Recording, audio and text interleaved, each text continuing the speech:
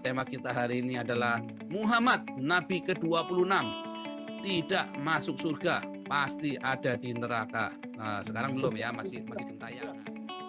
Assalamualaikum warahmatullahi wabarakatuh. Perkenalkan, nama saya Dedeng Peri 2003133393 dari kelas J Manajemen. Ini adalah tugas UTS dari mata kuliah Kewarganegaraan dari Bapak Asep Rudiana, yaitu membuat tugas video tentang penistaan agama di Indonesia. Salah satunya yang lagi hangat dibicarakan yaitu penistaan Nabi Muhammad SAW oleh Joseph Valujang.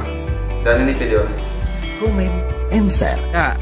Tema kita hari ini adalah Muhammad Nabi ke-26 tidak masuk surga, pasti ada di neraka. Sekarang belum ya, masih gentayangan. Jadi pasti masuk neraka, pasti itu ya. Aku yakin ya, saya berani menjamin itu pasti masuk neraka. Haleluya. Passwordnya buka. Dalam hal ini pemerintah harus tegas dalam menyikapi persoalan penistaan agama, karena di Indonesia sendiri ada hukum yang mengatur tentang penistaan agama, yaitu Kitab Undang-Undang Hukum Pidana kasus penistaan agama diatur dalam pasal 156 dan 156A.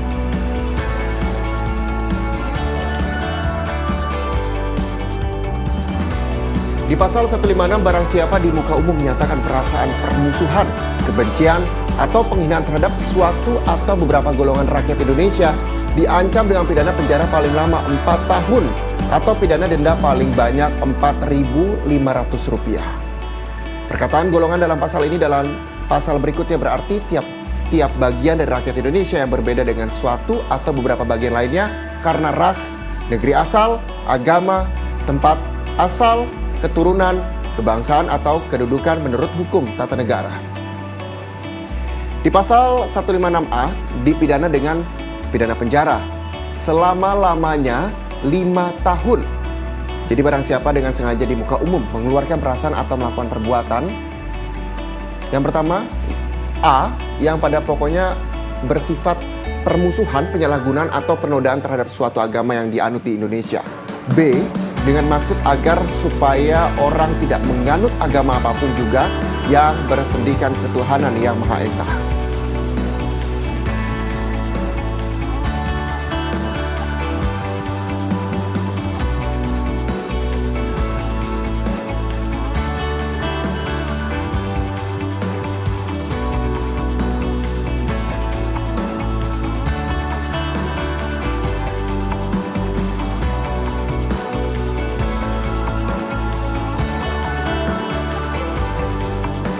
dalam sejarah kehidupan Rasulullah pernah terjadi dalam peristiwa perang Tabuk, yaitu di saat kaum munafikin menghina para sahabat radhiyallahu anhu.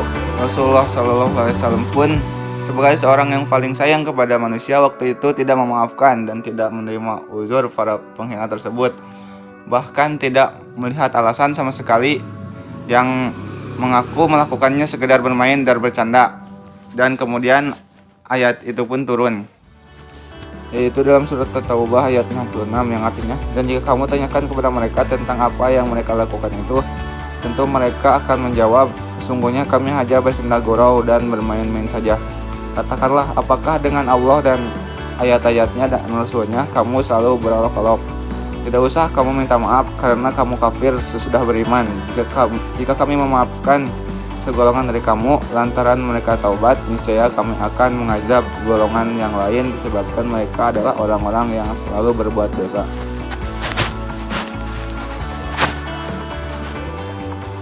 Mungkin itu saja yang bisa saya sampaikan.